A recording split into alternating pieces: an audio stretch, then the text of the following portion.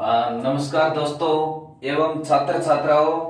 मैं आज फिर से GK Ravindra Chauhan YouTube channel के ऊपर रणथंभौर के चौहान ये नया टॉपिक लेकर के फिर आपके बीच में हाजिर हूं। देखो, अजमेर के चौहान पीछे की वीडियो में पूरे हो गए थे। ये रणथंभौर के चौहान, इनमें से भी 2-3 राजा अच्छे पराक्रमी हुए हैं। उनसे संबंधित कई बार कंपटीशन में प्रश्न पूछ लेते हैं। सबसे पहले देखो, राजस्थान का भूगोल, राजस्थान की कला संस्कृति, ये लगभग राजस्थान जीके से संबंधित इन दोनों के 200 से ऊपर और वीडियोस टॉपिक से टॉपिक जुड़ते हुए एक अगली से एक सीढ़ी से ऊपरी सीढ़ी A to Z वीडियोस डाल चुका हूं मैं। कंपटीशन की दृष्टि से यदि कोई भी वीडियो बचाओ तो आप मेरे को कमेंट करके बता दीजिए, वो 1-2 दिन में डाल दिया जाएगा। राजस्थान की छोटी से छोटी, बड़ी से बड़ी किसी भी कंपटीशन लेवल की परीक्षा का कोई भी प्रश्न, इससे जहां तक मेरा अनुभव है, बाहर जाएगा नहीं। वीडियो में पीछे कंपटीशन में आए हुए सारे प्रश्न भी शामिल किए गए हैं। अब राजस्थान जीके की यदि बात करें तो राजस्थान का इतिहास की शुरुआत की है। राजस्थान के इतिहास को भी लगभग ये 60 से 70 टॉपिक बना करके, फिर उन टॉपिकों की भी पार्ट होंगे, इतने टॉपिक बना करके और यूट्यूब चैनल के ऊपर डालूंगा। किसी भी कंपटीशन का कोई भी मैटर बचेगा नहीं। देखो, इतिहास के अंदर क्या क्या डाल चुका हूं। सबसे पहले नंबर 1 टॉपिक, राजस्थान के इतिहासकार। दूसरा, राजस्थान के शिलालेख। तीसरा, राजस्थान के सिक्के। और चौथा, राजस्थान की सभ्यताएं। और पांचवा, राजस्थान की प्रशस्ति। इसके अलावा प्रतिहार, परमार, चालुक्य, चौहान, ये डाल चुका हूं। अजमेर के चौहान। अब इनके अलावा राजस्थान के इतिहास में बाकी कुछ काफी बचा हुआ है। सारा मैटर आपको A to Z टॉपिक मिलेगा। ठीक है, इंडिया जीके से संबंधित कुछ वीडियो डाल दी गई है, मैथ रीजनिंग के भी बीच में, साहित्यों की भी। अब एक बार राजस्थान जीके डालने के बाद बाकी नंबर वाइज सारे सब्जेक्ट आपको इस YouTube channel GK Ravindra Chauhan के ऊपर मिलेगा। चाहे आप किसी भी प्रकार की कंपटीशन की तैयारी करते हो तो please GK Ravindra Chauhan channel को सब्सक्राइब कर दीजिए। और पढ़ाई का, इस लॉकडाउन के दौरान पढ़ाई करने का सबसे अच्छा अवसर है। लॉकडाउन लगा हुआ है लेकिन इसके ऊपर पढ़ाई के ऊपर कोई भी प्रतिबंध नहीं। जो कुछ पर्सन ऐसे होते हैं जो डाउटफुल होते हैं, एक किताब में कुछ है, दूसरी किताब में कुछ है, तो उनको आपस में मिलान करने का, अपने ज्ञान को सुधारने का इससे अच्छा मौका हो ही नहीं सकता। न कहीं जाना, न कहीं आना। कुछ नेगेटिव सोच के आदमी और स्टूडेंट होते हैं, वो कहते हैं कि लॉकडाउन लगा हुआ है, लॉकडाउन है तो लॉकडाउन में पढ़ाई पर प्रतिबंध थोड़ी है। तो जो पॉजिटिव सोच रखते हैं और जो किसी भी कंपटीशन की तैयारी को गंभीरता से लेते हैं, इससे अच्छा अवसर पढ़ाई का मिलेगा ही नहीं। ठीक है, अब देखो, रणथंभौर के चौहानों के पीछे के इतिहास से की बात करूं, ये अजमेर के चौहान पढ़े थे। और अजमेर के चौहानों का एक शासक था पृथ्वीराज चौहान तृतीय। और पृथ्वीराज चौहान तृतीय और मोहम्मद गौरी के मध्य युद्ध हुआ था, तराइन का पहला और तराइन का दूसरा युद्ध। यहां पर तराइन कहां पर पड़ता है? हरियाणा में। तराइन का सेकंड युद्ध, और ये तराइन का सेकंड युद्ध हुआ कब था? 1192 में। पृथ्वीराज चौहान तृतीय और मोहम्मद गौरी के मध्य हुआ था। मोहम्मद गौरी की जीत हुई थी और पृथ्वीराज चौहान तृतीय की पराजय हुई थी। यानी इस युद्ध के बाद अजमेर के जो चौहान थे, अजमेर से चौहानों की शक्ति का पतन हो गया और पृथ्वीराज चौहान के जो उत्तराधिकारी थे वो यहां से दाएं बाएं हो गए, कहीं पर भी हो गए। तो तराइन का दूसरा युद्ध भारत के अंदर मुस्लिम सत्ता स्थापित करने का निर्णायक युद्ध साबित हुआ। हालांकि मुसलमानों का भारत के ऊपर आक्रमण करने का कारण था सिर्फ धन लूटना और इस्लाम धर्म का प्रचार करना, लेकिन इस युद्ध के बाद में वो राजा बन गए, क्योंकि हिंदुस्तान के अंदर कोई शक्तिशाली शासक ऐसा बचा नहीं, तो वही बन गए। तो प्रश्न पूछते हैं, भारत में मुस्लिम सत्ता की स्थापना के लिए कौन सा युद्ध निर्णायक साबित हुआ? तो तराइन का दूसरा युद्ध। फिर देखो, मोहम्मद गोरी को भारत के अंदर आमंत्रित किया था किसने? मोहम्मद गोरी को आमंत्रित किया था, यहां पर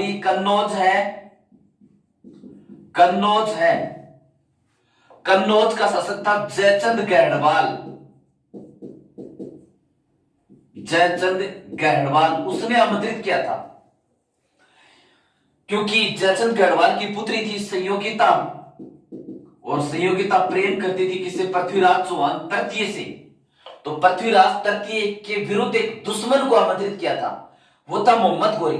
तो मोहम्मद गोरी को भारत आमंत्रित किसने किया था? जयचंद गढ़वाल। ये रणथंभौर के चौहानों की कुछ पीछे की बातें हैं, फिर इनसे ये टॉपिक जुड़ जाएगा। फिर जयचंद गढ़वाल ने कहा कि आप जीता हुआ क्षेत्र मेरे को दे दो, मोहम्मद गोरी को। तो फिर जयचंद गढ़वाल और ये मोहम्मद गोरी के मध्य 1194 में एक युद्ध और हुआ, और उस युद्ध को कहते हैं चंदावर का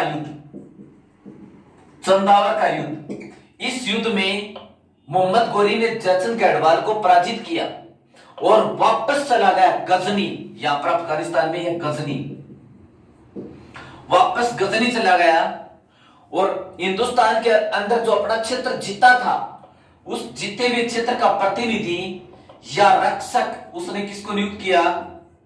कुतुबुद्दीन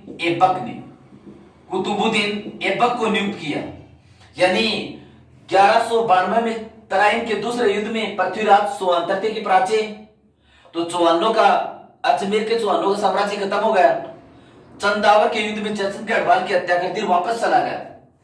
अब रणथंभौर के चौहान पढ़ते हैं, रणथंभौर सवाई माधोपुर में है। यहां पर पृथ्वीराज चौहान के वंशजों ने शासन किया, उन्हीं को रणथंभौर के चौहान कहते हैं। तो रणथंभौर के चौहानों से संबंधित देखो क्या क्या प्रश्न बनते हैं। यानी अजमेर में तराइन के दूसरे युद्ध के बाद में चौहान सत्ता का अंत हो गया। फिर पृथ्वीराज चौहान तृतीय के वंशजों ने जालोर में शासन किया, वो जालोर के चौहान। सिरोही में शासन किया, वो सिरोही के चौहान। कोटा बूंदी में शासन किया, वो कोटा बूंदी के चौहान। और रणथंभौर में शासन किया, वो रणथंभौर के चौहान। यहां पर है रणथंभौर। तो पहला क्वेश्चन, रणथंभौर के चौहानों का संस्थापक,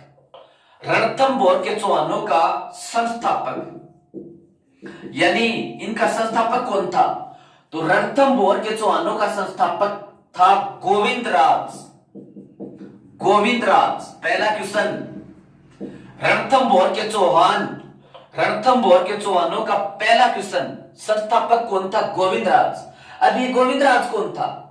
ये पृथ्वीराज चौहान तृतीय, जो अजमेर का शासक था ना, यहां पर पृथ्वीराज तृतीय इसका पुत्र था। तो गोविंदराज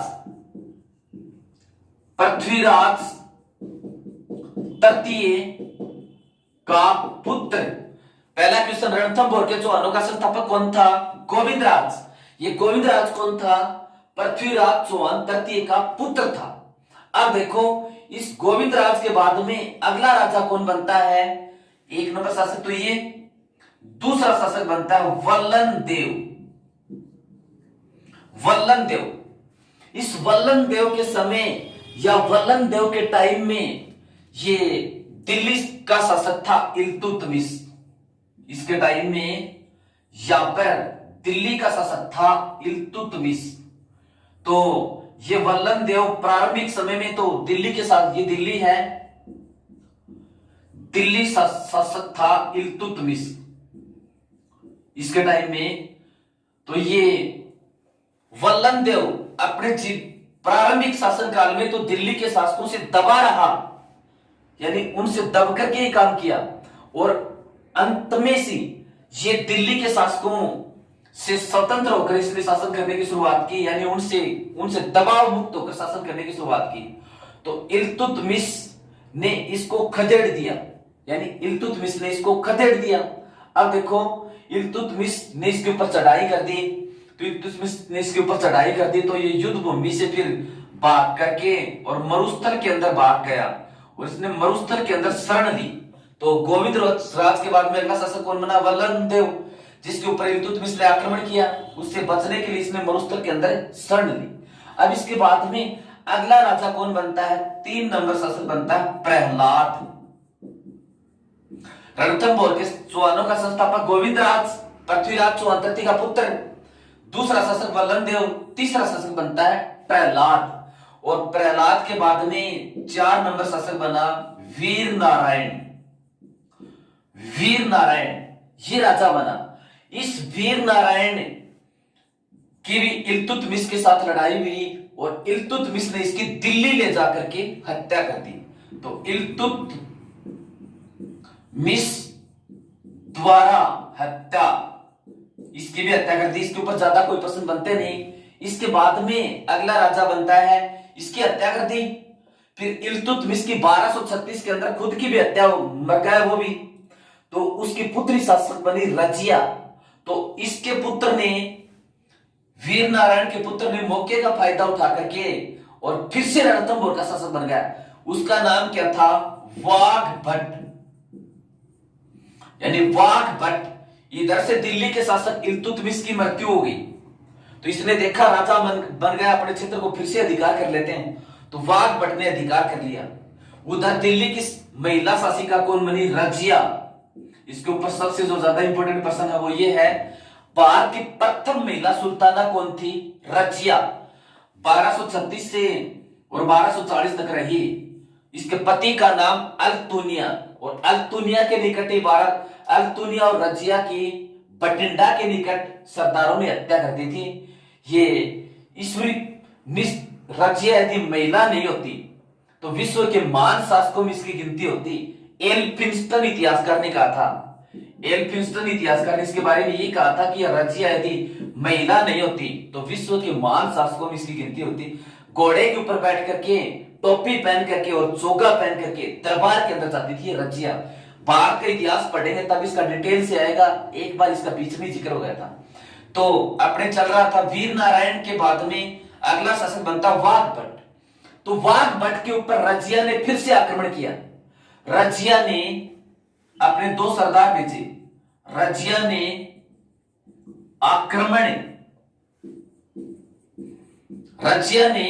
आक्रमण के लिए मलिक कुतुबुद्दीन व हसन गोरी, मलिक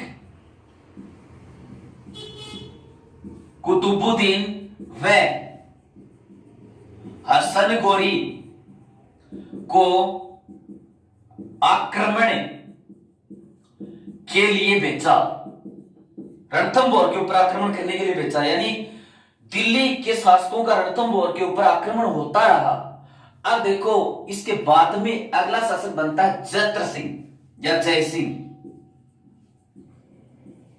जय सिंह, इसको जत्र सिंह भी कहते हैं। अगला शासक बनता है जत्र सिंह। अब जत्र सिंह ने क्या किया? जत्र सिंह ने अपने जीते जी अपने छोटे पुत्र आमेर को राजा बना दिया। जत्र सिंह ने अपने जीते जी अपने छोटे पुत्र आमेर को राजा बना दिया, यानी अपने जीते जी छोटे पुत्र आमेर देव को